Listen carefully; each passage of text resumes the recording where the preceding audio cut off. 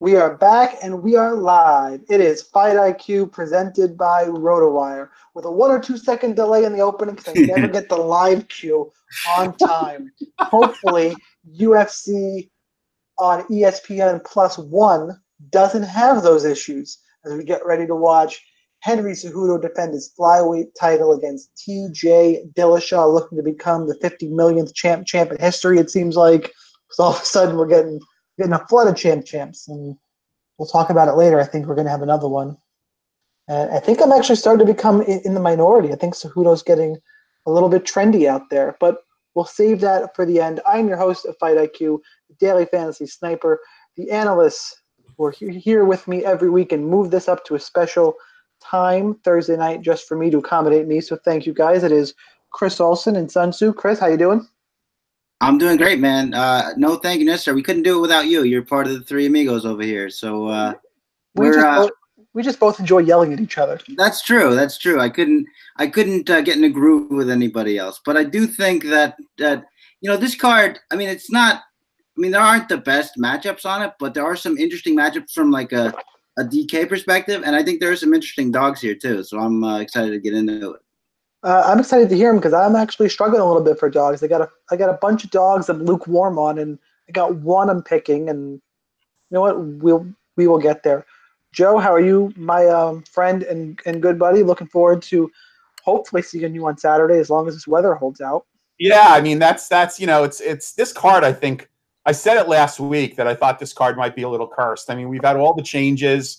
I'm still like crossing my fingers that we don't lose a fight, especially a big one, by virtue of the weigh-ins. But, props to DraftKings for hooking us up again at Barclays. And, you're coming in on the train from Long Island, so your transportation is a lot more assured than mine if we have really bad weather. So I'm hoping that the weather holds so I can meet you at Barclays and watch this card.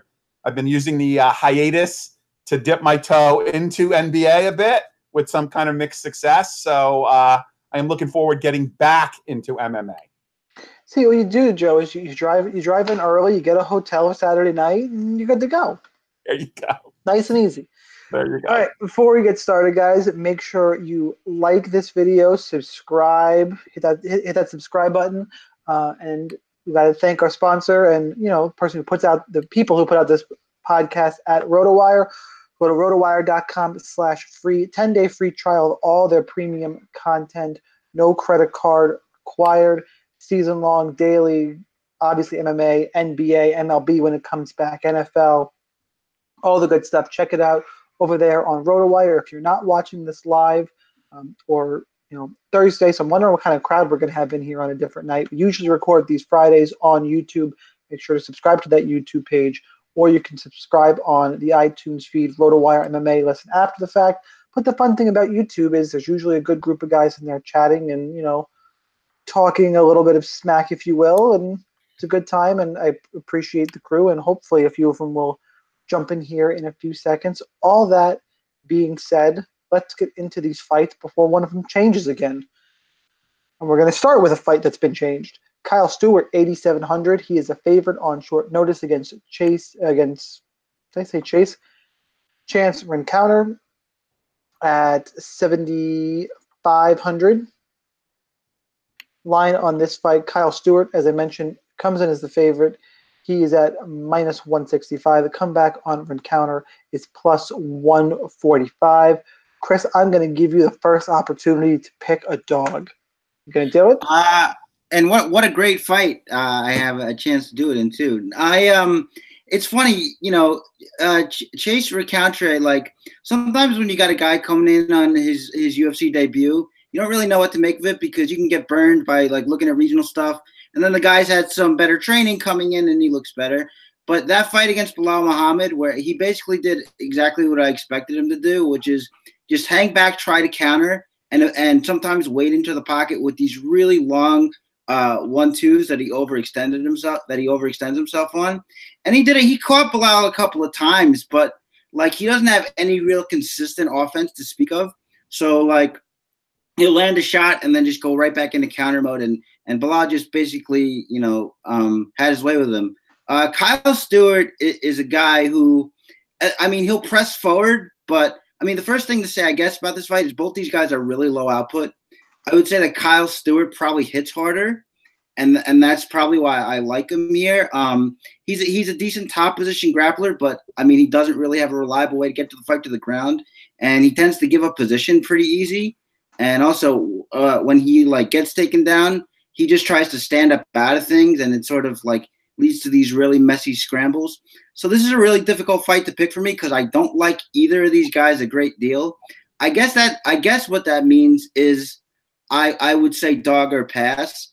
But as I said, I like Kyle Stewart's power more, and I think like if this is just a staring into the mirror kind of fight, I like the fact that one of these guys could end it in one shot. But Kyle Stewart's just, he's just too low output for me to pick him at that price. Chance Rencountre is a decent grappler too, although he doesn't really go for takedowns either. So, this is sort of like a total fade fight. But if you want to go somewhere, I would say maybe take the dog money on Rencountre. Joe, how about for you? Yeah, I mean, I'm not sure I understand why he's the favorite, Stewart. I mean, I know Chris says he likes his power. He's an LFA fighter. 2 of his last 3 wins have been by decision in LFA, so it's not exactly a proficient finisher. At least Chance has the advantage of training at Alliance. So he's got the camp advantage here. I think he frustrated Belal a little bit in that Belal could not put him away in his last fight. So I'm not sure, unless I'm missing something, and I'll be honest, I have not had a lot of opportunity this week, to read what others think. But I just don't get the 2-to-1. I don't know how you make, Stewart a 2-to-1 favorite here. You got a 12-3 fighter in Chance against 11-1 fighter, Stewart, and Stewart actually lost, his next to last fight in LFA to James Nakashima. Not a bad fighter, but James Nakashima was an undefeated fighter, and he beat Stewart. So I don't know, man. I'm gonna go with the dog. It's not any profound amount of confidence, but we are going to be looking for some dogs on this card, and here's one. So I'll take the dog.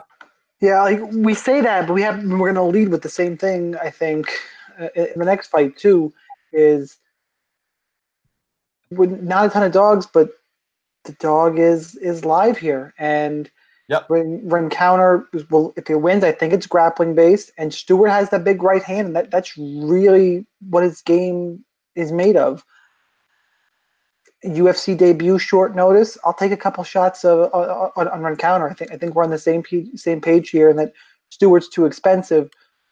I do think Stewart's going to be underowned, and he has power. So GPP, if you want a few shares, I guess. But no, I'm leaning towards Rencountre as a better play. Geoff Neal, 8,500, taking on Belal Muhammad at 7,700. Geoff Neal coming off of that highlight real knockout of Frank Camacho, where Frank Camacho will make you look good because he's able to eat 1 million shots. Neal is -175. Belal Muhammad, who in my mind always seems to go undervalued by pretty much everyone, is +155. Wins over Tim Means, Jordan Mean, Randy Brown. It's a good fighter. +155 here. Joe, what do you have? Yeah, so Muhammad would have destroyed Camacho and Camozzi, or as I call him, Life Alert Jr. Geoff Neal is, he has some great finishes, but he has not fought near the level of competition that, Belal Muhammad has fought. He actually has a loss to Kevin Holland, who may or may not turn out to be a good fighter in the UFC, but Kevin Holland beat him. Belal Muhammad trains at really tough outing on the recent Milwaukee card. I think all their fighters lost, at home. So I think this is a really tough fight. I mean, I think it'll go to decision. I think that you're going to look at Neal maybe get an early round, and then Muhammad kind of come on strong. I'm going to pick Muhammad here for the upset by decision, close decision, possibly split. Although I hate to predict how decisions turn out, but I will say Belal Muhammad by decision. Chris? Yeah, I'm a pretty big Geoff Neal guy. I was on him pretty solidly in that Camacho fight. I just love the power speed combination, and you know, if we're looking for you know, a sort of maybe a similar fight, you know, Belal Muhammad got caught out by Vicente Luque when he couldn't handle his speed or power. So I mean, we sort of have that fight that we can look at. There are things I like about Belal Muhammad. I like his pressure. I like his leg kicks. I think he's getting a lot better in throwing in combination and keeping the pressure on. But I don't know. I just think the power and speed of Neal is going to be too much. I think he's really defensively responsible. I think he's good in the pocket. And look, I mean, the point's taken that, you know, Camacho doesn't move his head, but I mean, he was still like getting off on angles and you know, finding his counter shots. And I was actually really impressed with what I saw from Neal. And I don't think that's going to end here. I think these guys are going to end up kind of in a firefight because we know that Belal Muhammad is a volume striker. And I think that's going to give Neal a lot of opportunities to hit his counters. So I'm going with Geoff Neal here, and I'm going to say possibly by stoppage. I think he's the real deal. Well, what about if Muhammad takes him down? That's ground game. That's true. That's wait, Sean's calling time. What's up? Yeah, wait. Muhammad's not a volume striker. He's a good pressuring striker. Like he pressures and grinds you, but he's a grinding type of striker. He's not going to give you space like Camacho. All right, fair enough. He's going to suffocate. Fair enough. What I meant was that's basically what I meant. But fair enough. But to answer Joe's point, that yes, he is a wrestler. He could use his wrestling here, but it's not like that's like his first mode of you know, attack. Like he can go to that and he can have some success with it. But I don't expect him to launch a wrestling heavy attack here. I could be wrong, but I don't think so. And again, I just think Neal's going to have his opportunities, so I'm going with Neal. Yeah, I think Neal is going to be a little bit overhyped from that Camacho win. I think the problem is Muhammad tends to lose the first round and come on strong late, and he's going to look for takedowns, which I do like. I think Muhammad's the better play at 7,700, but I'm picking Geoff Neal because I do think his movement and striking is going to be a little too much, but it's going to be, I think we're all in agreement it's a close fight. But for that reason, give me the less popular, less expensive fighter in Muhammad in terms of DraftKings. All right, next up, Tay Edwards, 8,200, taking on Dennis Bermudez, 8,000. Line on this fight. Tay Edwards, I believe, is still a favorite at minus 135. Comeback on Bermudez at plus 115. Inside the distance on this fight, under 2.5 rounds, minus 120, so it's a pick 'em. Fight doesn't go to decision, though, is minus 150. As the week is going on, I've gotten a stronger opinion on this fight, but I'll go last on this one. Chris, what do you got? Yeah, I lost my place a second there. But yeah, Tay Edwards, a guy who you know, everybody was picking just to sort of steamroll Don Mage in the last fight. I didn't go quite as far as to pick Don Mage. I did think the fight might have been a little closer, but I certainly didn't expect Mage to be that sharp on his counters. I didn't expect him to be that good at bottom game jiu-jitsu, but be as it may, Tay Edwards is what he is. He's like a raw, unfinished product. He's very athletic. He's very powerful. He's a strong wrestler. He has a wrestling background, but you know, it's funny. You know, we're not really that sure what his MMA wrestling game looks like because we didn't really see it on the regionals, and we saw it. We saw him land a couple takedowns in the Mage fight, but he didn't really get that much done when he was on the ground, so we don't know really what the extent of his top game is. And I think those were sort of desperation takedowns because he had already been rocked at that point. But yeah, Dennis Bermudez is a guy who's gonna constantly pressure you. He's gonna look for his takedowns. He's going to look for his big shots. My problem is that Bermudez is going to still be at the reach disadvantage and the height disadvantage. I think that's going to be good because when I think that's going to be good for Edwards, because when he tries to wade in, he tends to duck his head. He tends to sort of, not be as defensively responsible as you would like. And I think Edwards is going to have a chance to catch him on the way in.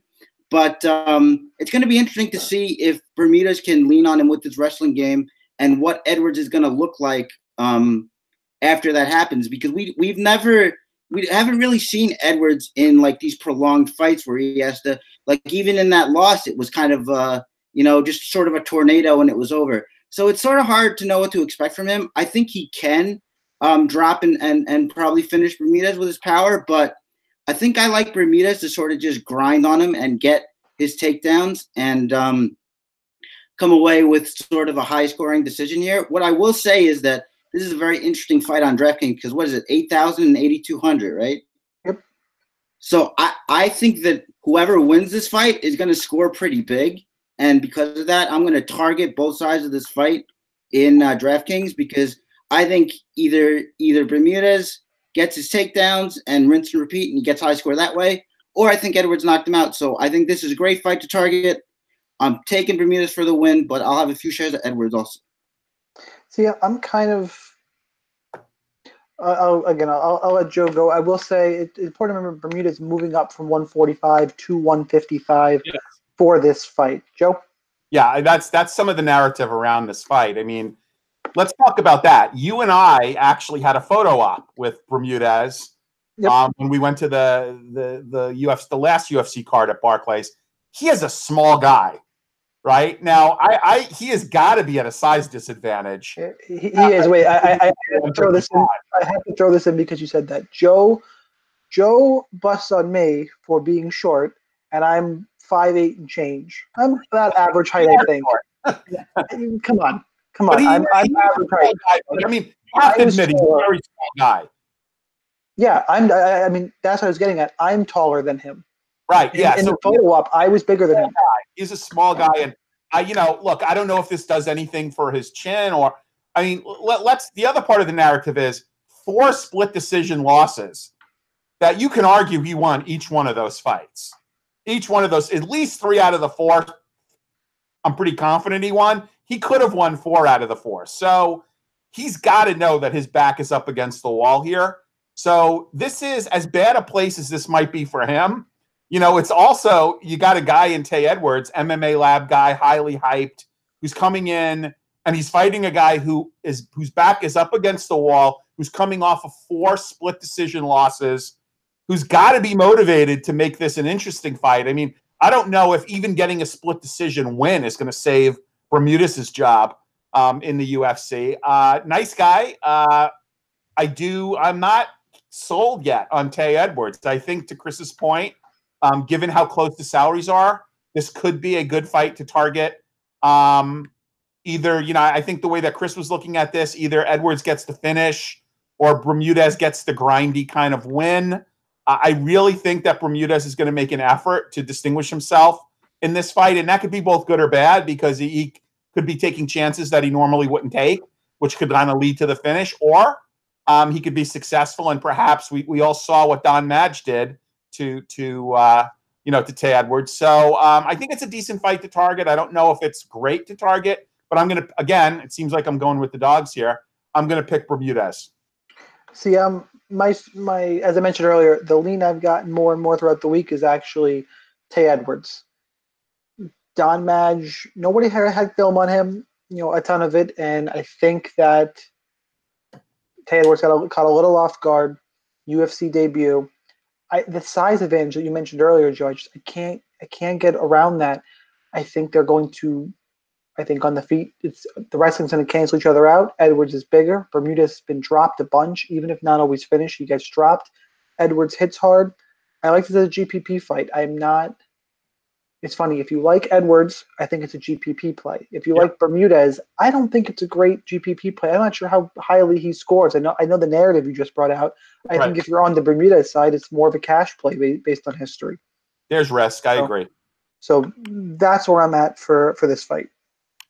Moving on, though, we have Cory Sandhagen at 9,300, taking on Mario Bautista at 6,900. Sandhagen is minus 500. Comeback on Bautista is plus 400.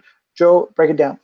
Wow, minus 500. Look, Sandhagen's a very impressive fighter. I mean, his nickname should be Gumby. I mean, the armbar that Lurie had him in was just incredible, and how he got out of that, I'll never know, and then just proceeded to beat the living crap. I mean, that fight could have been stopped towards the end of the first round. That's how bad a beating that Alcantara was getting, and then obviously, went right back and finished him off in the second round. I love the way this kid fights.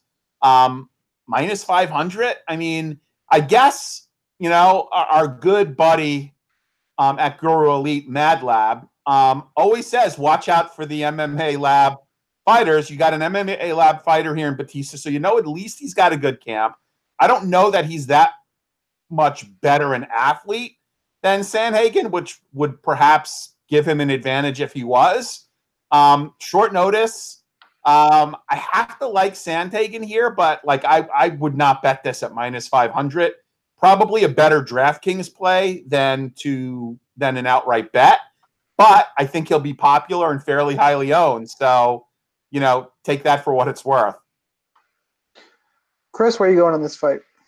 Yeah, I agree with Joe. I'm a pretty big fan of the way Sandhagen fights too. He's very slick striker. He goes body head a lot. He can wrestle a little bit. He's got great leg kicks. He does a little bit of everything, and he comes in at really weird angles. He sort of reminds me of a Dominic Cruz or somebody.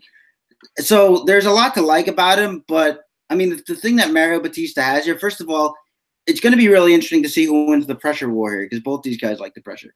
The second, the thing that Bautista has, well, one thing is he throws a lot of good straight punches, which I like. And also, like I mentioned, Sandhagen is like a passable grappler, but Bautista is like an oppressive grappler. That's how he likes to fight. That's how he butters his bread. I think he's almost certainly the better grappler than Sandhagen is here, and I like how he pressures. I like that he seems to have a game plan in every fight he goes into. Like I said, Sandhagen's slick, man, and I like a lot of things about him. But I see this fight as really pretty close. And for that reason, I'm gonna have to take Bautista here. I think that, I just think. Well, first of all, I think we can all agree. There's the first crazy pick of the day. Well, wait. So how is that crazy though?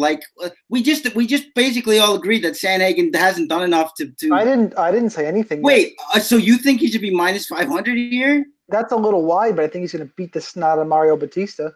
But okay, I mean, we agree that he's talented, but what is he even? He beat Arnett, and then he beat Alcantara. He showed a lot of heart in that fight. I mean, that's great. But I mean, I don't know. But you're going to go right to the other side to take a guy who you know even less about, who hasn't been in those wars, who's going to stand and trade with an awkward striker who throws a high volume. I don't think he's going to stand and trade. I think he's going to pressure to get what he wants, and then he's going to go for a take. I don't think he's going to stand and trade. I think say that you're going to fade him totally. If you were going to put 150 lineups in a mass entry GPP in the $10, I mean, you would have a few shares of Bautista if for no other reason than the camp, right? You're not going to totally fade him, are you? I was playing 150 lineups. Well, yeah, okay, let's say 100. Let's say 100, because you don't really do that kind of mass entry. I have a couple. Yeah, I'm going to stick to 20. 20. I don't think he's not making the cut at 20. Really? Okay.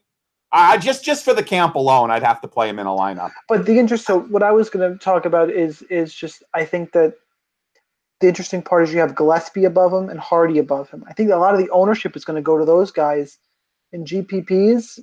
Man, it's Sandhagen gets more and more interesting. And I think less people are going to be on him. I can get some leverage and some. I take the leverage point, because I like to do that too with guys who are really expensive, who don't deserve to be that expensive. So everybody's going to be. I take that point because I like to do that as well. And I would recommend doing some of that. But I mean, I think Bautista's plenty live here. I don't think Sandhagen has shown us anything to to say that he isn't, certainly. And look, we've never seen. I mean, we saw Sandhagen against one really good grappler, and he almost tore his arm off. So you know, I don't know. It just doesn't strike. It just strikes me as an opportunity, and I think most people are just going to write Bautista off because we know nothing about him. There's a little bit of tape out there, but I've watched it, guys. I'll tell you. I'll be shocked. There's your hot take. I don't even want to hear anything else later. That is, give me Sandhagen. Oof. Agree to disagree, my friend. Let's move on to the next one. And it's going to take me a little while to get my breath back there. Future champion Cory Sandhagen, I guess. Who knew, guys? No, that's not what I said. Who knew? I hope he is one day. Mario Bautista. All right, moving on. Alonzo Menifield, 9,100, taking on the guy who's confused me all week because his name appears 7,000 different ways. Yeah, I know. Vinicius Moreira, nickname Mamuche, is 7,100. This would be, according to the line, your GPP fight special. Let me pull up the exact line right now. Menifield minus 265. Moreira plus 210. Does not go to decision. Minus 485. Chris, start us off. Yeah. At first glance, when you look at these two guys, you would think Menifield would have a big advantage here because he's the more athletic guy. He's the bigger, more powerful striker. And,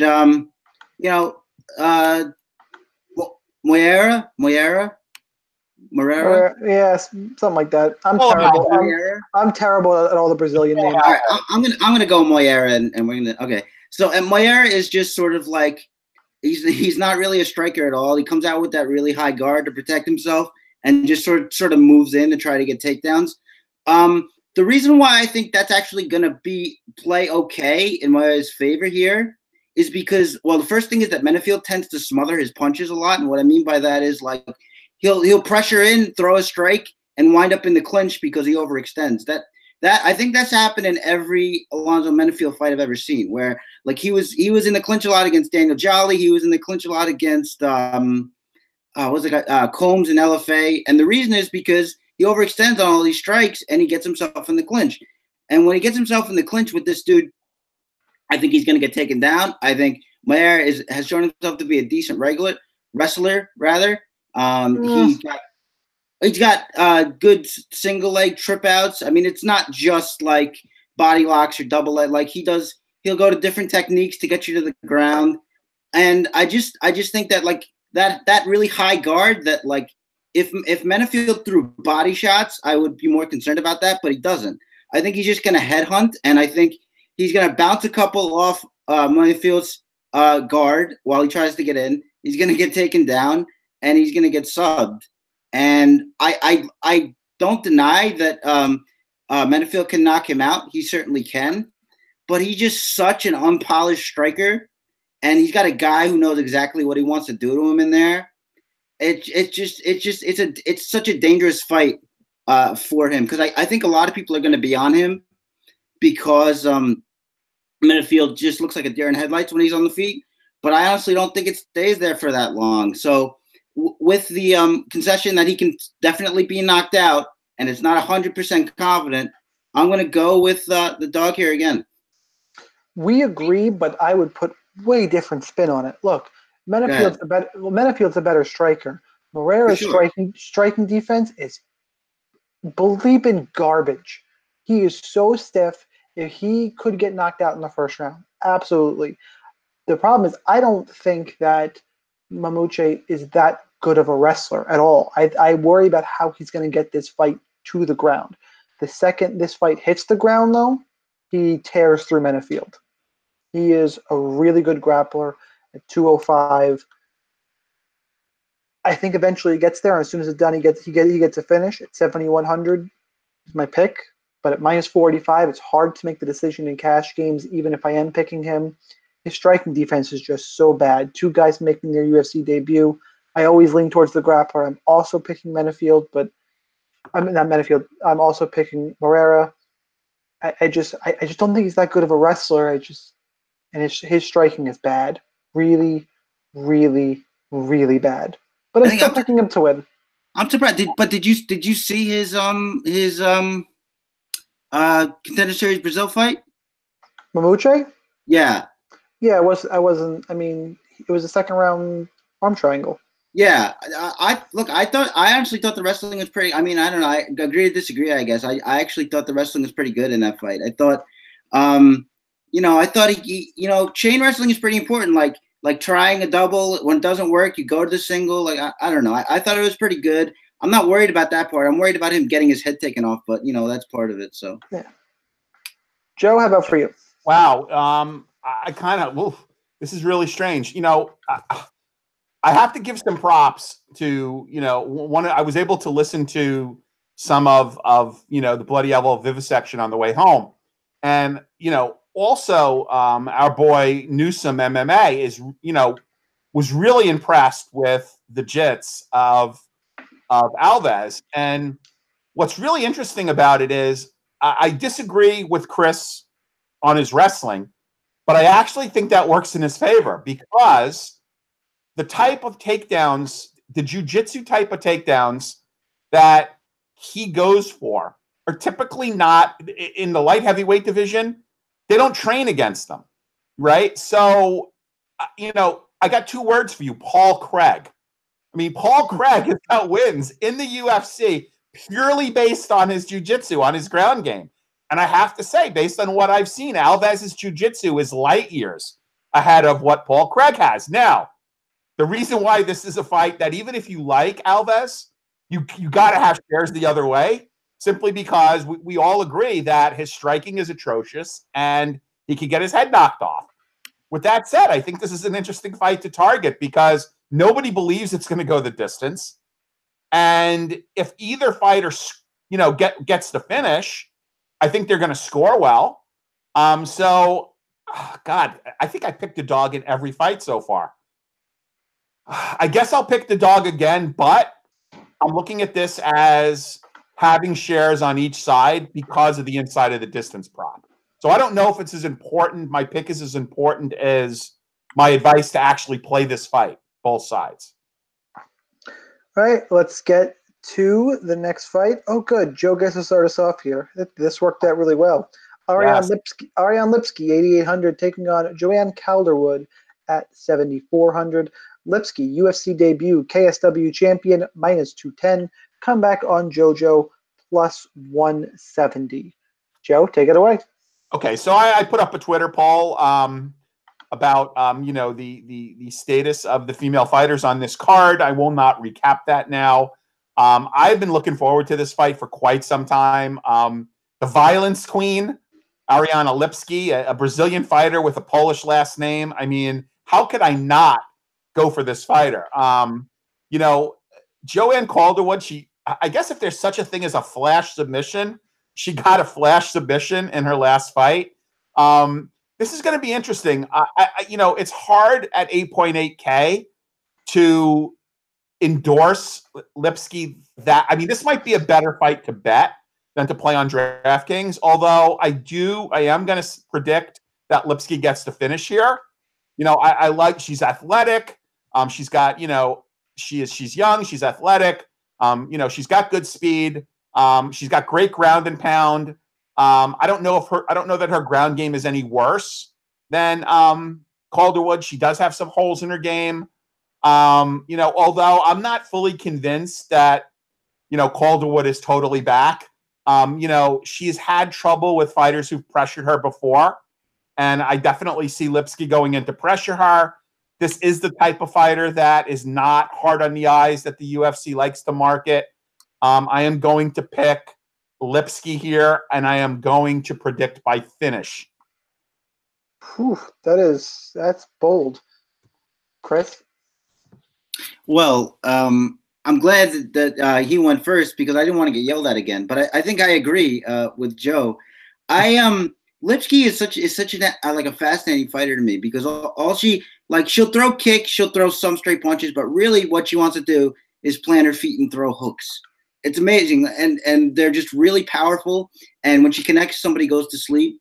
And as far as the jiu-jitsu goes, I've only really seen her bottom game, but it's really pretty good. So I would imagine that I would imagine that her jiu-jitsu is way better than I'm a fan of her bottom JoJo's. game as well. Oh, What? Jesus Christ.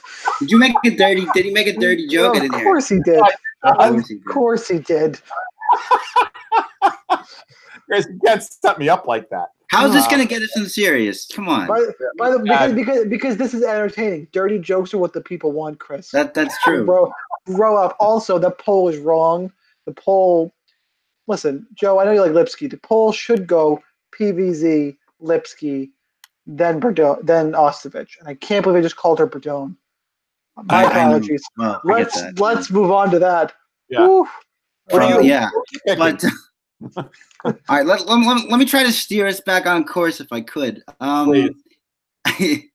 I think that the problem is like Calderwood could maybe like use those teep kicks and maybe use her length a little bit to keep her at range. But problem is that like Calderwood is never gonna hurt her, and if she's never gonna hurt her, then that's just gonna leave Lipski with too many opportunities to get it going there and connect on some fire. And I think she will. And even if she doesn't, I mean, if she gets her to the ground, she's gonna finish her there anyway. So I think she's got more ways to win. I think Calderwood, if she wins this, it's gonna have to be like a skin of your teeth decision kind of thing. And I just don't think Lipski is the kind of person who loses those kind of fights. At least not to somebody like Calderwood, who Joe said can easily be pressured and backed up. So yeah, I'm taking Lipski by stoppage here too. So there you go, Sean. I'm also picking Lipski, but I'm a little more neutral than you guys. All right. Listen, UFC debut. We've seen Lipski in trouble before, and now granted, she's fought her way out of trouble and has come out of it well. But she's had her back taken. She's been knocked down. JoJo's clearly a step up in competition. 8,800 is a lot, especially for a 125-pound fighter. This is JoJo's weight class. She looks the best she has now. She was getting teed off on by Kalindra Faria on the feet before she hit that submission. So that's a little bit worrisome. But to rely on a finish at 8,800, I'll have some Lipski. And so where I'm at right now with this fight is I'm picking Lipski for those reasons. But I think JoJo is live. But I don't want to have a ton of this fight because it's a 125-pound women's fight in GPP. How much do you really want of it? True. So that's my breakdown of the fight. Lipski is the pick, though, but I don't think JoJo's the worst play. But here's my question: like when you say she's live at 7,400, what is she live to? Like, do you think she goes in there and gets a finish, or is she like a 68-70 cash play? Like, what do you think she's live to? Well, I'm talking about. I think Probably the latter. Honestly, probably the latter. It wouldn't stun me if they go in and just if they go in and throw down, Lipski should win. Yeah. If she could get she's live to that submission. We've seen Lipski almost sub previously, but more so just the striking. She's a good Muay Thai striker. If she's able to keep range and distance and circle out, I think it's more likely she gets like a 70-point win. Yeah. That's probably about her what she's going to score in a win, unless she hits a sub or Lipski does something silly. Like that's about where I see Calderwood finishing. But on a card where I don't think there's a ton of dogs, despite Joe building a lineup with $4,000 left over. I don't know how one dog might be enough on this card. Yep, I agree. All right, Alex Hernandez, 8,600, taking on Donald Cowboy Cerrone at 7,600. The trash talk in this one's actually been kind of fun. Hernandez, by the way, as of right now, is a minus 190 favorite. Comeback on Cerrone is plus 160. They say the prices. It's 8,600, 7,600 fight. Chris, kick us off. Yeah, the main thing that just jumps right out of me here is Hernandez is going to be so much faster. It's going to be really something to behold here. He's gonna pressure Cowboy repeatedly. We know that that's one of his major bugaboos. He does have wrestling. We saw it in the OAM fight. I kind of think it might be at his advantage not to use that here because I don't know what his jiu-jitsu is going to look like against Cowboy. But, I just think Cowboy with that stationary Muay Thai style, look, he's been better at dealing with the pressure of late. In that Mike Perry fight, we saw him, you know, we saw him reach for the clinch a lot and disrupt that way. So that was a good improvement, and he's a decent counterpuncher. But again, I just think Hernandez is going to be way too fast here, and that combined with the pressure, I love Cowboy. I love how he fights. I love that he takes every fight he can get, but I just see him getting knocked out here. Joe, how about for you? Believer in Cowboy and his renaissance now that he has a child? Well, I'm not crazy about the fact that he's dropping to 155 for this fight after having so many fights at 70. I'm not crazy about that. Look, I think you've got to give him a shot. You know, he does have. I don't think that Hernandez, like some of the other fighters that Cowboys fought and beat recently, is going to respect him. And I think, you know, like that Medeiros fight was just so strange to me. The whole like hugging the grandmother afterwards, and the fact that he didn't even seem to mind that he lost. You know, it was almost like some kind of Jedi mind trance that he had on Medeiros, and he won that fight. And then, you know, Perry's like, why didn't Perry like keep the fight standing and try to hurt him to the body, which Darren Till has shown, you know, Cerrone could be hurt to the body. So I don't think Hernandez is going to show him that type of respect. With that said, you know, Cowboy Cerrone has got a good ground game. I mean, would it be inconceivable that despite having a disadvantage in speed that, you know, he could do something off his back, catch him in some type of submission? No. So for that reason, I think Cerrone is playable in mass entry GPPs, although as a winner, I'm going to pick Hernandez. Yeah, I tend to agree in that I really like Hernandez's speed, the grinding advantage. It's just alive to the submission. That's where I think Cowboy's dangerous in this fight. And to a head kick, he's always, live to that. But ultimately, like, Hernandez being quicker has this style that Cowboy has struggled with, and Cowboy going down in weight. All signs point to Hernandez, which is a little scary against Cowboy, and also Cowboy always goes a little over-owned where he should, or compared to where he should, because he's Cowboy Cerrone. But I'm also taking Hernandez, and it's actually a little scary. We're all on Hernandez. Yeah, I think that might be the first favorite I actually. Yeah, maybe. Well, let's see if we can make it two in a row, because we have Glover Teixeira at 8,300 taking on Karl Roberson at 7,900. Teixeira is the favorite, although a slight one at minus 120. Roberson plus 100. Fight does not go to decision. Minus 265. Seems like a GPP fight. Joe, what do you got? Okay, so I think that Roberson is the kind of fighter that Teixeira can beat. You know, Roberson has his struggles on the ground. I mean, you know, we saw what Ferreira did to Roberson. You know, much has been made about the decline of Glover Teixeira. His fight against Corey Anderson, you know, he went up against someone that was an accomplished wrestler that was able to fight against where Teixeira's strength was at his age, you know, which is essentially on the ground. So, you know, I don't know. I mean, much has been said about, you know, about Corey Anderson being in the corner of Roberson. I still have to believe that this is the kind of guy that Teixeira could beat. Look, Cannonier he beat Serkinov. I don't know that Roberson is any better than either of those guys. And I just, you know, even at his advanced age, I just don't see him having fallen to the extent where a Karl Roberson is a kickboxer is going to actually beat him. Now, can he catch him with something? Absolutely. So I would say have a few shares of Roberson, but I kind of like Teixeira quite a bit, especially at his DK price. So Roberson short notice up to 205 because it's on short notice. Yeah, I forgot about that. Up to 205 from middleweight, right? Chris? So yeah, I think the dynamic here is a pretty simple one. If Glover can get it to the ground, he obviously wins, I think.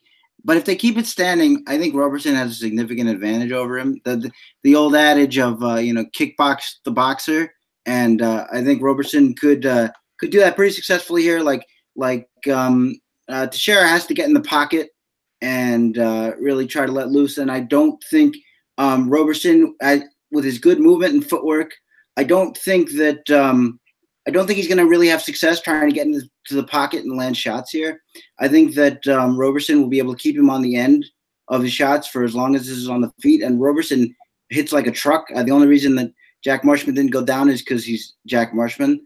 But I just think that it's an interesting fight because again, ground is Teixeira, and we've seen Roberson have trouble on the ground. We've seen him have trouble stuffing takedowns. So it sort of depends on how the fight goes, and you have to remember too, even if you're banking on the Glover sub, that before he got Serkinov to the ground, Serkinov was tuning him up on the feet. I mean, he was almost out of that fight, and then managed to grab a hold of him. So I think as long as it's on the feet, I think Glover's going to be in a little bit of trouble. But if he gets to the ground, yeah, he probably wins. So have some shares of both. I think this fight ends in a finish. The fight starts on the feet, and Glover is an old man now, so I think I'll take Roberson. But it's very slight. Like I could see this fight going either direction. I lean towards Joe's side. I like Glover quite a bit. The tape that stood out to me is Mutanchi quickly taking down Roberson, tearing through him. I mean, Chris said it himself. If the fight hits the ground, it's over. It's can you get it down? For me, I think Glover does get it down and gets it done here. All right, moving on. We have a small technical issue. Okay, we're back. Paige VanZant, 8,400, taking on Rachael Ostovich at 7,800. Oh, good. Chris starts this one. Boo. This time? Boo. No. Did you just boo me starting a fight? Well, it's a women's fight, so I mean, can I take this? And it's not your lane too. Well, whatever. I'm gonna take a nap. Yeah. Okay, so wait. I gotta finish the intro. Jeez, you're excited. All right, PVZ is minus 155. Ostovich is plus 135. Joe, go ahead. Jeez. Okay, so this is interesting, right? There is a significant amount of narrative, all kidding aside, around this fight. Obviously, Paige VanZant is coming back after a layoff from an injury. Making her, coming in to fight at 125. Although I think her fight against Jessica Rose Clark at 125. I can't remember. Yeah. Yes. Yeah. Okay. So look, we all know the narrative around Rachael Ostovich. I'm not gonna go over that again. I'm happy to see her having been able to make this fight. Now, kind of on to the more jovial type of narrative here. There's this guy that does makes comedy jokes around MMA, and his joke when this fight was first announced that this is a fight where the cornermen are actually going to put Vaseline on each other for this fight, which I thought was very humorous. The other narrative, look, hating on Paige VanZant is like not liking puppies and small children. I mean, she is like one of the nicest people that I've ever seen. She's pretty, she's nice. She has a few new additions that she's kind of showing off for this fight. She's tough. She's probably too tough for her own good. That she had her arm broken in her last fight because she just refused to kind of throw the towel in. Wasn't that the fluke? Didn't she break her forearm doing a spinning back fist? Yeah, but I mean, on one of them, to go on, to keep fighting, it was kind of her corner that said, Paige. The other thing about Paige is that I don't know that she's getting any better. She's no longer with Alpha Male. She's training at some no-name camp up in Oregon. I don't know that she's getting any better. And I also have to give a shout out to Aubergine Randigoon on Twitter. And I might need to make this actually a feature of each of our programs. Is he reached out to me and he said, what, Paige VanZant is your James Tahuna for this fight, right? And that is very true. Like, she's lost to better fighters than Rachael Ostovich has beaten. However, Rachael Ostovich has been a lot more active, of late. I think she's going to have a size advantage here coming into this fight. She's more of a natural 125er. That's what she's fought out her entire career. I am actually going to take the dog here. Paige is tough, but I could definitely see her getting caught in a submission. I'm going to take the dog here. I'm going to go with RO. against PVZ. But this will be a very entertaining fight. I've already seen the stare down. It was great. I'm going to tune into the weigh-ins. But yeah, I like RO here for the simple reason that she's been more active, will have a size advantage, and I don't see that Paige VanZant has put herself in a position to actually improve. All right. I'll let Chris go first, but we actually strongly disagree, Joe. Go ahead, I actually think for once me and Joe are me and Sean are in the same camp here. Actually, I don't like Rachael Ostovich that much as a fighter. I think that she's way too tentative. She doesn't look like a comfortable striker to me.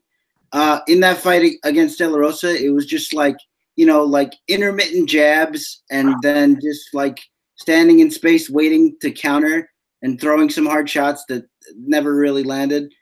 A couple did, but I mean, it's just I basically just think Paige is going to outwork her, and I think the way that De La Rosa fight ended, I mean, she got her to the ground and then almost immediately just gave up her back and stopped moving. I mean, I just think she's lost on the ground when she's on the bottom. It just looked terrible to me. It was like she was conceding the choke, and if you do that against Paige, she's going to choke you too. So I just think, can Ostovich catch her? She's probably the more heavy-handed of the two, and I have problems with Paige's offense for sure. Like, if I never see her throw that switch kick again, it'll be too soon. You're going to see it a lot. I know I am. But you can always dream. But I still just think she's going to outwork Ostovich, and I think to Joe's point, she's tough enough to. So where if Ostovich does connect once, it's not going to be the end of the fight. And I just think she's got more ways to win. She's way more experienced and seasoned than it shows. So I'm taking Paige VanZant here. Before Sean beats me up, let me just clarify. I am by no means suggesting we go all in on this fight. Okay. I don't necessarily think that this is a great fight to target. Just by virtue, like if I was going to bet this fight, which I'm not, I would play the dog. See, I am leaning towards the bet on PVZ. Her line keeps falling, but Rachael Ostovich is a 4-4 fighter who is 1-1 in the UFC, and her win is because they put everyone on that tough card onto a UFC card, and she drew Gevorgian. What's Paige's record? Paige is 7-4 as a pro. She is 4-3 in the UFC, and her losses are to the champ Rose Namajunas, Michelle Watterson, Jessica Rose Clark. Now, not great wins. Now, she has questionable wins in Caitlin Curran and Alex Chambers, but a good win over Felice Herrig and Beck Rawlings, who's at least tough, if nothing else. And that was that head kick knockout. Mm-hmm. So I'm not saying Paige is a world beater. Obviously, never going to be champ. I don't even know if she's ranked. She'll never get inside. About the layoff, Sean, and the fact that I don't see how she could have improved in that gym up in Oregon. A little bit, but I don't think she needs to improve to win a striking match. I don't think Ostovich can get her down. If there's a head and arm throw in this fight, I won't be surprised. I'll just be sad. That's probably how I think PVZ could lose. She goes for one of those and somehow gets choked. I think she outstrikes for 3 rounds. I don't think it's a good DraftKings fight. I think Paige wins a comfortable decision, 60, 70 points probably. I think it's a better fight to bet. I just don't think Ostovich is UFC caliber. I think, sometimes it works for her. I think she's getting the push because of her looks, and that gets me some blowback, some blowback. I just don't think she's very good. She looks good, although she is, I think, the least attractive fighter on the card. And I'm gonna include Joanne Calderwood because I got a thing for Scottish accents. So let's just let that hang out there. I learned so much about Sean today. I just don't know. Don't know. Accents are good, man. It's why Megan Anderson isn't the worst thing in the world either. All right, let's talk about some more about fights. PVZ pick for you though. Joe Bennett, that was a weird time to have your chair squeak, Joe. I gotta get my power cord. My chair is about to my computer's about to go dead. So I'm gonna go off for a minute. We got Joseph Benavidez at 9,000 taking on Dustin Ortiz at 7,200. Joe B is the favorite -230. Dustin Ortiz is the dog +175. Chris, what do you got? Yeah, this is an interesting fight to me. This is a fight that has already happened for those who may not know. Benavidez beat Ortiz in a volume decision. It was as scrambly as you might expect. It was pretty one-sided. Here's the reason I think this fight might be a little different. There's a couple of them. One is that I think Dustin Ortiz is a much better counter striker now than he was before. Like if you watch that fight, he would really just wade into the pocket, and Benavidez would catch him every time. I think he's way more willing to play a counter game now, and I think that's going to help him a lot here. If you remember the the Sergio Pettis fight, I mean that's basically how he scores knockdowns, where he just moved out of the way of a charge and caught him clean. I'm not suggesting that Dustin Ortiz is the kind of crisp boxer that Sergio Pettis is, but I think he's made some strides there as well. And I think that's going to pay dividends here. The other thing I like about his game now is some more kicks, so that he doesn't have to just wade into the pocket. He can strike from distance more, and I think that's paying dividends. And we're also seeing like some power emerging. 2 of his last 3 fights are by stoppage. He had a nice head kick over Matthias Nicolau, and then before that, or 2 fights before that, he had the fastest flyweight KO over Hector Sandoval. So I think it's really coming together for Ortiz, where I think Benavidez is basically the same fighter he's always been, where he is just gonna wait forward with his sort of blitzkrieg kind of striking and try to catch you out. But I think Ortiz is going to be more prepared for that now. I think the scrambling is kind of a wash. So for me, like I don't think anybody really wins this fight by wrestling or submission. I mean, yeah, we've seen Ortiz sub, but that was a club and sub, so it doesn't really count. I think I just think Ortiz has progressed more as a fighter, and I like him to win here. Joe? Yeah, look, I'm not going to disagree. I think Benitez has gotten slightly worse, and I think Ortiz has gotten slightly better. And are we going to see the Benavidez who at home showed up against Perez, or are we going to see the guy that fought a very lackluster fight against Sergio Pettis, who has been since very exposed as a fighter? So I think Ortiz is live here. I mean, I love his DraftKings price. I probably will be over ownership on it, which means I could be very well strung out if it doesn't go my way. But I do think I do like Ortiz. He's one of my more favorite, price value plays. What is he, 7.4? 7.2. 7.2, even better. Okay, I like Ortiz. I will have a few shares of Benavidez, but he will definitely be under-owned for me in his salary grouping. So I like Ortiz. I'm with Chris here. Yeah, you hit the nail on the head there. Is that I think Joe B, we've seen the fight before. He's a better fighter. I counted him out against Perez. Probably a mistake. Guy, it's an elite flyweight. Has only lost to DJ Cejudo and Sergio Pettis, but take that for what it was. That was an odd fight. Look, I can't pay the price for Joe Benavidez when he has wins of 65, 63, 54. And he's got 90s and 100s, but he's been slowed down as of late. Ultimately, I'm picking Joe B to get a decision because we've seen the fight before. I think not enough has changed for Ortiz. He is a little more polished. I think if anything, that keeps Benavidez's score lower because he won't press the action as much. I don't think he's going to be able to get Joe B down. Ultimately, I think Joe B wins a striking fight, but Ortiz is live, and he's not a bad cash game punt at 7.2 when the odds in this fight going the distance are, fight goes to decision is -250. You can't hate a cash game punt of Ortiz, but my straight up pick as of right now is still Joe B. All right. Wow, we're going a little long this week, but thankfully we have 2 fights in a row that I don't think we need to spend a lot of time on. Gregor Gillespie. Oh God. Please don't. If either one of you do this, I'm just going to walk away. The pain. Gregor Gillespie, 9,400, taking on Yancy Medeiros at 6,800. Gregor Gillespie, I'm going to go first in this fight because I can't. I'm going first each of the next 2 fights. Is minus 550, comeback on Medeiros plus 370. Gregor's DraftKings Gold has never scored less than 100 points. Medeiros can't stop a takedown here. Yes, Gillespie's been clipped a few times. He just shoots a double, gets you back down. That's Medeiros' only shot is a puncher's chance. Gillespie should score well. He's going to be the chalkiest fighter on the card. I'll start with Joe, and then we'll see if I end up crying at some point. But okay. give me Gillespie. I agree.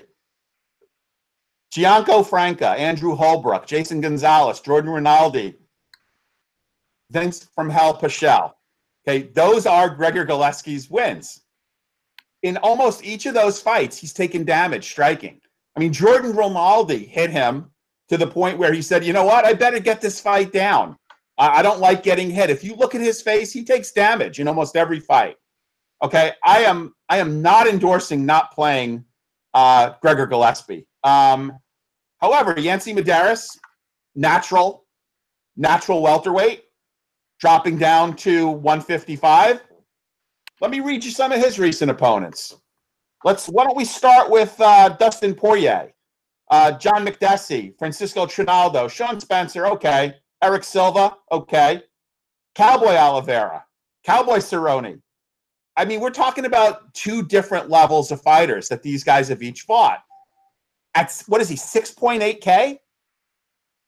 Yep. At 6.8K, I think you got to have at least a share or 2 of Yancy. I mean, you know, that weird Cerrone fight aside, you know, this guy is what they call Hawaiian tough. I mean, I think a fight of the year against Cowboy Oliveira, amazing fight. If he gets taken down, yeah, I get it. I see what's going to happen. I know what's going to happen. Although, I mean, being the bigger fighter, being the better stand-up fighter, I could certainly see him having a puncher's chance here. And while I will be invested in GG, I'm going to have a few shares of Yancy because I do think he's got that puncher's chance. Chris? Well, I mean, okay, 6,800 and he's tough. Okay, like that's as far as I'll go, I think. But I mean, when you say he's got that puncher's chance, Yancy Medeiros isn't like a one-shot KO artist. He's got to volume you out, and in order for him to do that, he's got to stay on his feet. And I just don't see that happening. Like, if like the one thing that really when I go back and look at tape of Gillespie is like, because usually you think of like these stocky wrestlers and they sort of just. But Gregor Gillespie is really fast. He's really a quick guy, and I think he's really going to be able to almost do whatever he wants. Like I don't disagree that he might get hit a little bit, but Yancy Medeiros swings very wide and herky jerky, and I wouldn't even be surprised if Gillespie could catch him on the feet. Like I just don't think that. I would. The reason why that. Am I not? Are you here or I didn't? Did you say something? I didn't hear you. I said I'd be shocked. I'd be shocked if he won this fight standing. Ah, okay. Well, I don't think he's gonna knock him out when it's standing. But what I'm saying is, like, wouldn't be surprised if he like stuns him and then goes in for a takedown. Like I do think takedowns are integral to his game. I don't think he's gonna go away from that. But what I'm saying is, look, I just don't know what. Like, this is gonna sound harsh because I like him, but I don't know what Yancy Medeiros does really well aside from being tough. You know, like he's not gonna outstrike like really good strikers. He's not gonna outgrapple really good grapplers. He's got size and he's tough, and as I said, he doesn't really hit very hard. So do I expect him to maybe land a couple of good shots on Gillespie? Maybe, but the toughness thing might not even play here because we've seen like he can land like 12 takedowns in a fight and be fine. You know, cardio for days. I just. So I mean, he's a fade for you. You won't have one share of Yancy Medeiros in DraftKings. No. Like if you were making a lot of lineups and you want to just say, oh, look how cheap he is and he's tough and he gets finishes, I would say, okay, I guess. But like it would be purely theoretical for me because I just wouldn't. You know, that would shock me. Let me put it like that. Because I think that if Medeiros wins, he would have to finish, right? You wouldn't expect him to get a decision here. No, I would not. So yeah, so I really have a hard time seeing that happening, and yeah, I'm pretty heavy on Gillespie here. Yeah, my 20. I doubt I'll have Medeiros. Maybe 1 or 2, maybe. And that's just a hedge because I'm going to have a ton of Gillespie. Anyway. So will I. Co-main event: Greg Hardy 9,500, Alan Crowder 6,700. Hardy, professional football player, and that's all we're going to say about him, right, guys? Good. And Alan Crowder, journeyman heavyweight who probably could make 205. UFC knows what they're doing. Hardy's going to smash. He's minus, depending on the book, 575 plus 385 on Crowder. Fight does not go to decision. It's minus 900. Like, Hardy by TKO is something ridiculous. Like, the whole thing is just Hardy should smash here. Highest price fighter in the card. It comes down to lineup construction, optimal lineup, and fitting him in. That's all there is to say about it as far as I'm concerned. Chris, please don't make me start drinking. I need to go to bed and go to work without taking a shot. No, look, I would never go so far as to pick Crowder in a spot like this. I think that Hardy's just going to be too athletic and he's going to hit too hard ultimately, and Crowder likes to throw himself out of position with basically every strike he throws. One thing I will say, though, is that we saw Crowder in his Tuesday Night Contender Series use a grappling-heavy attack, and if nothing else, he looked like he was at least a decent top-position grappler.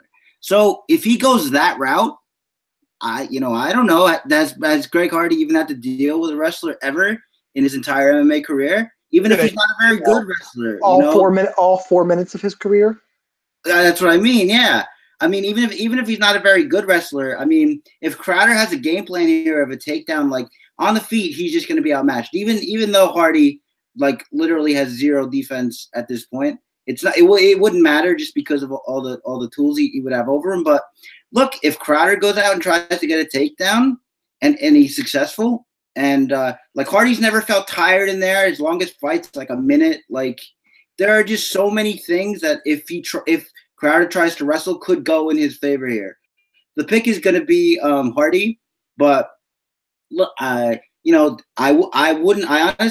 might favor Crowder more than Yancy Medeiros for the price, just because I think Crowder has a much clearer path to victory of something he might do that might be effective. So there you go. Joe. Well, I mean, Crowder, like, Justin Willis could not finish Chase better than compound interest Sherman, yet he was able to finish Crowder. I think if this fight got into the second round, I think we could be looking at a Kimbo Slice Dada 5000, debacle here. I don't know if that's fair. Hardy's former NFL player. I don't know if it happens, but I'm not going to fade. I just think I don't know that there's any fighter on this card that's fadeable, but the closest fighter to fadeable on this card is Alan Crowder. Simply because I don't know that he'll have a chance to institute a takedown game. Maybe if for some odd reason this fight gets to the second round. For that reason, I think you have to have ownership in Hardy here, as much as you might not want to. But you have to have ownership in Hardy. And to Sean's point, it does come down to lineup construction.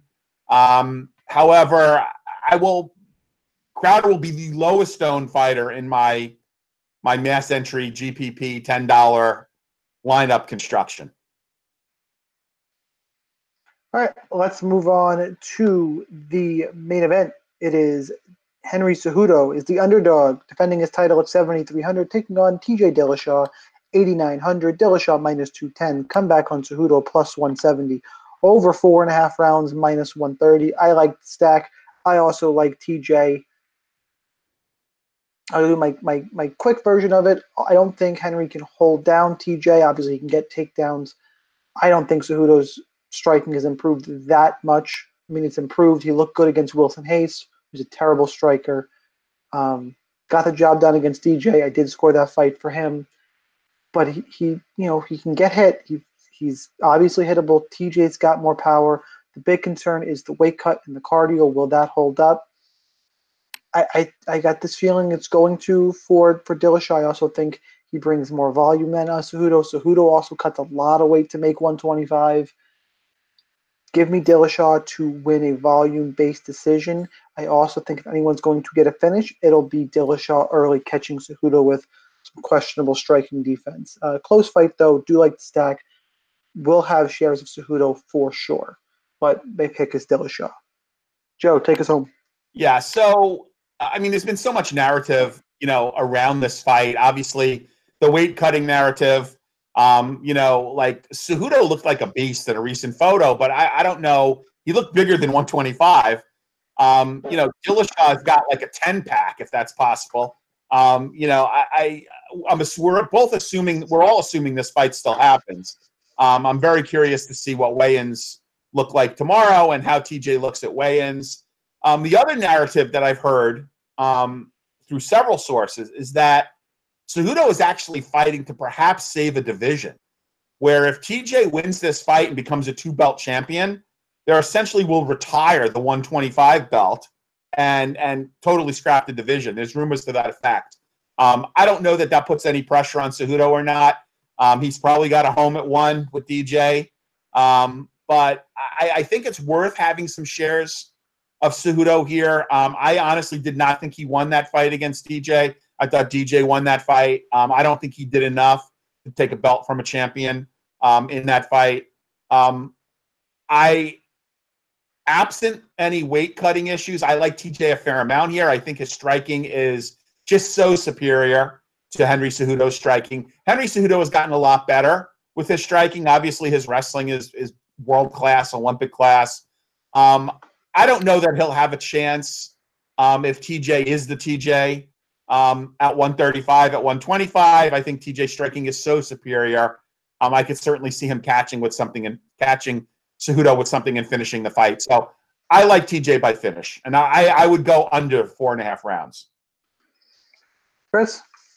Yeah, you know what's funny about like Cejudo's improved striking, that whole thing, and it is improved, but it's just funny to me because the second he feels like he can't hang in the striking, he goes to his wrestling. And that's the entire game. So, like, if anybody was thinking that like he's improved enough to hang with Dillashaw on the feet, I don't see that at all.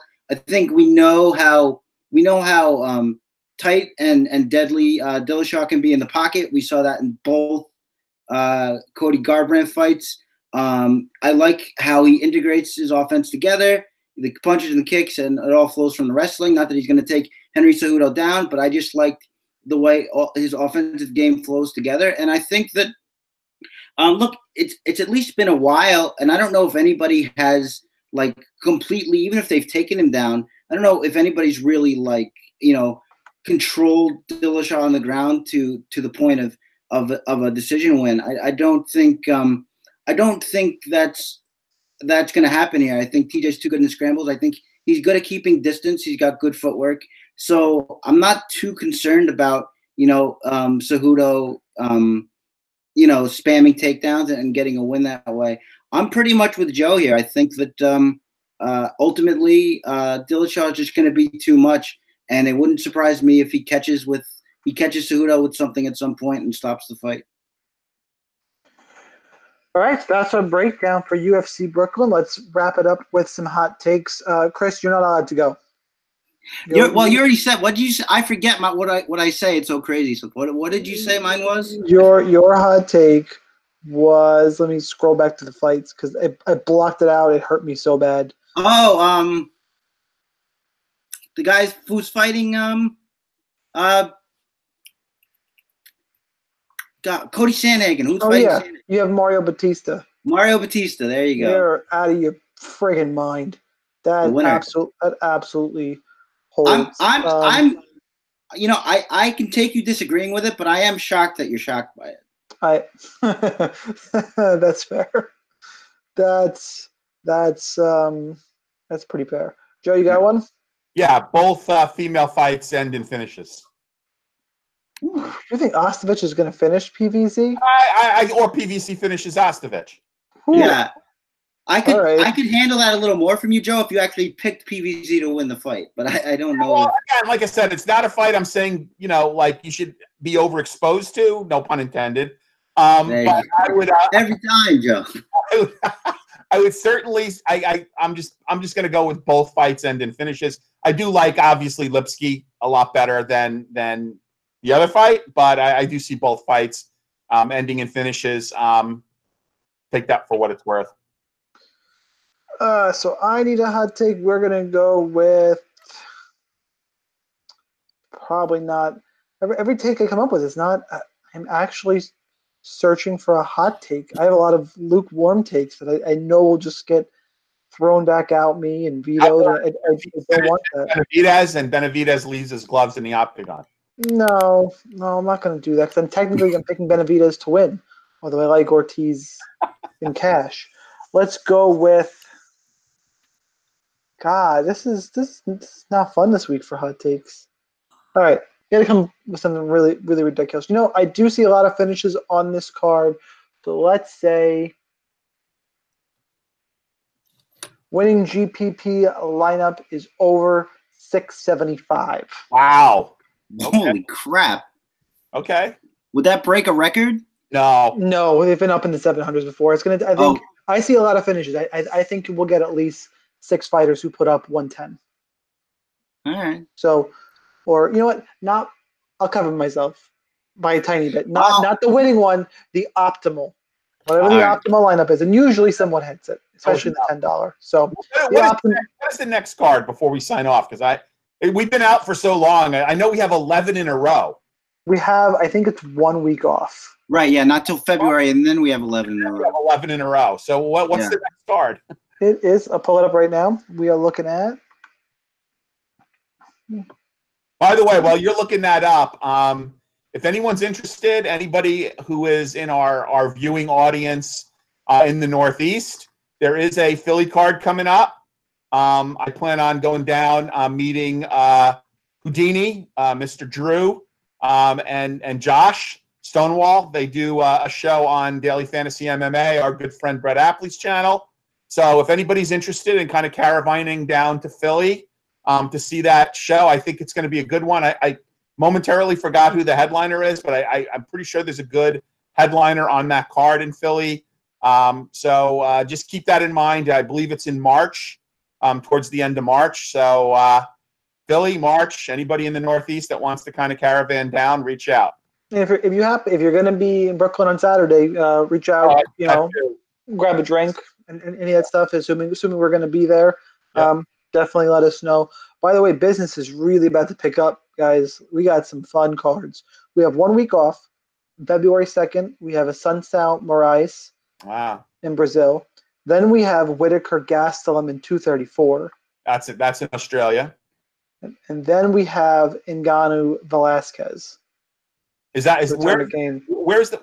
you see the Philly card? Philly card March is March something, right?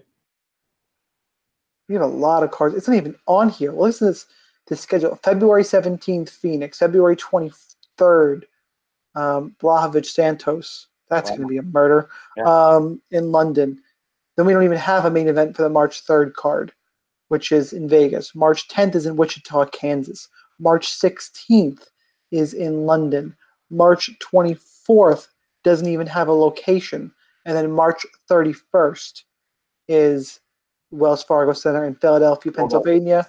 And right now, the highest caliber fight we have booked is Karolina Kowalkiewicz taking on Michelle Watterson. That won't be your main, but that's what's there right now.